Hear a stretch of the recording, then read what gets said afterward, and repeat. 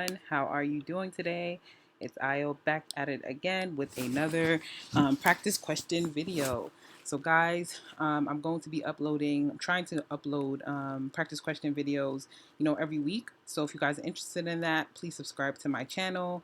If you need any LMSW help, please send me an email. My email is listed down below. And yeah, let's just get started. So when you're thinking about these practice questions, right? Well, today I have practice questions surrounded around client intervention. So yeah, so when you're thinking about these questions, right, the first thing you always want to do is make sure your client is safe. After they're safe, you want to validate and acknowledge their feelings. Then after that, you want to assess that situation. So if you can always remember those three things when you're answering the questions will seem a lot easier. Okay, sometimes we get caught up in different things. No, safety is first, then acknowledge and validate their feelings, and then assess the situation. After that, it might be different. Let's say a client may be having somatic symptoms somewhere, right? You might refer them outside to see a physician or something like that. So I feel like the fourth step may be very different, but I feel like those three are always the first three that happen. We assess safety. Well, not even, let me not say assess safety. We make sure that they're safe. You want to see that if safety is a problem. Then we want to validate and acknowledge their feelings. And then lastly, we want to assess the situation and see what we're going to do from there. So if you guys can remember those three things, I'm telling you, the practice problems, the questions will be a lot easier. Okay? So now let's get into these questions.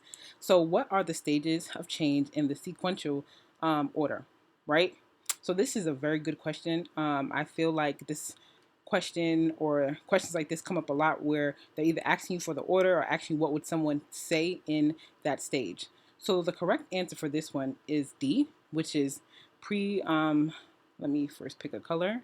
Let's go with blue today, which is pre-contemplation, contemplation, preparation, action, maintenance, and relapse. So, right, so someone in the pre-contemplation stage, they don't think they have a problem. They're like, I don't need to go to therapy. What are you talking about? Whatever. No, I don't have an issue. I'm not an alcoholic. I don't abuse substance. Whatever you're talking about, that's someone in the pre-contemplation stage. Someone in the contemplation stage, they're kind of wondering, can I change? Like, do I have an enemy to change? So now they are aware that they may have a problem, and they want to see, like, can I actually change?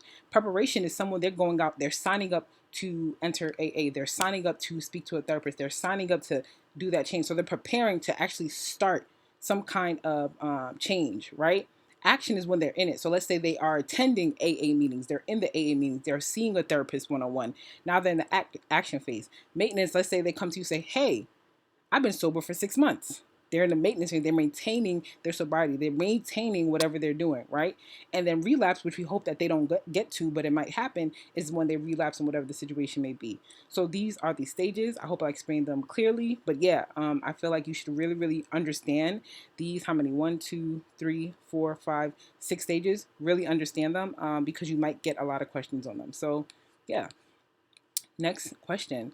Which theory can be used in direct and indirect practice? So the name says it itself, right? So direct, when you are directly working with someone. Indirect, when you're not directly working with them, but you might be working with someone who works with individuals. So like when we work with organizations, right? That's indirect practice. But here we see systems theory, cognitive behavioral therapy, behavioral theory, and strategic family therapy. So the correct answer here will be systems theory, right? Because we have to think about, what is systems theory? Systems theory is just focused on interconnected and interdependent um, parts of a life, right? Like we have systems that all kind of, they may mix together, they may overlap in certain situations. Like our life is just a system, like our whole life is a system, right?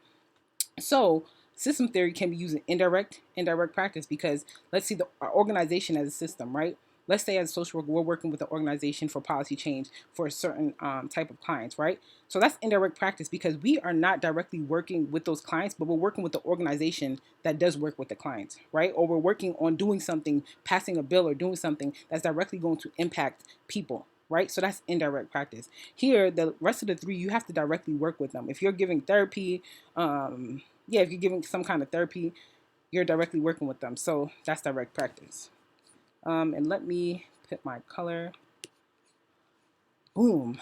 All right, next. So here we got G-Day works with homeless individuals to help them find affordable housing. Within his job duties, he keeps tabs on prices of apartment complexes to let his clients know when apartments are available. He also helps his clients fill out applications for housing and calls apartment managers to put in a good word.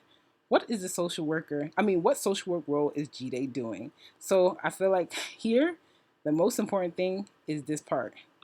He calls to put in a good word, right? So what is that?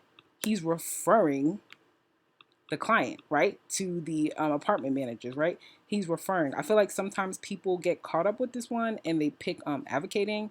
This wouldn't really be advocating. Brokering, not so much. It's more so referring because he's calling to say, hey, my client, they're good. He's good people, you should take him on. He's filling out the application. I think he's really good. Him building a relationship with the managers to help out his clients. So he's referring, mediating. He's not really mediating anything. So that is why B is the best answer. So this one, what therapeutic communication technique is useful when clients show a high degree of emotion? So we have reframing, silence, validation, questioning. So right off the bat, questioning and validation wouldn't do so. If someone's showing a high degree of emotion, let's say they're speaking about a very traumatic time in their life, right? And they're crying, the correct answer here is B.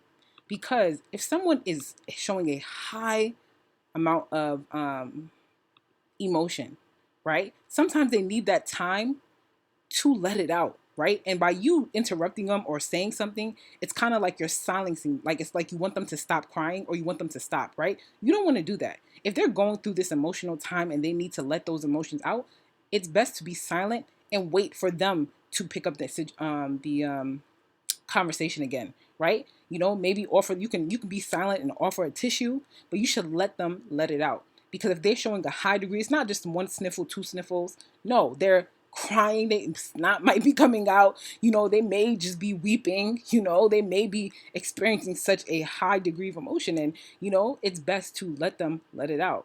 So that's why silence is the best in this situation.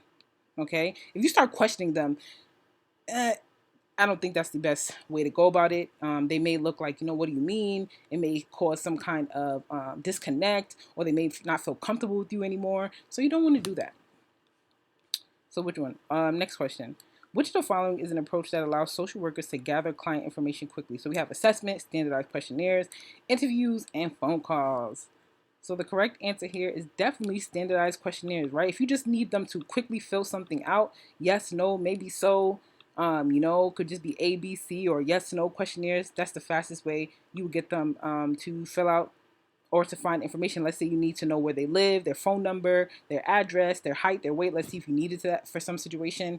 That's the quickest way. Instead of sitting there writing it all down, they can just fill it out, boom, hand in the form, get it back, and you're done. Now, phone calls, that might take some time, as long as, and also assessments, like doing an assessment of someone, that might take some time. And interviews, that still might take some time. The fastest one is standardized questionnaires. That's why it's standardized, standardized tests. It's just, it's just based off of that. Oh, and that's the last question. I thought there was one more. All right. So, yeah, I hope this was helpful. If you guys have any questions, please let me know. I think the next kind of questions I'm going to do is the DSM vignettes with different disorders and picking out which disorder it is. So, yeah, thank you guys so much, and I hope you guys have a good day.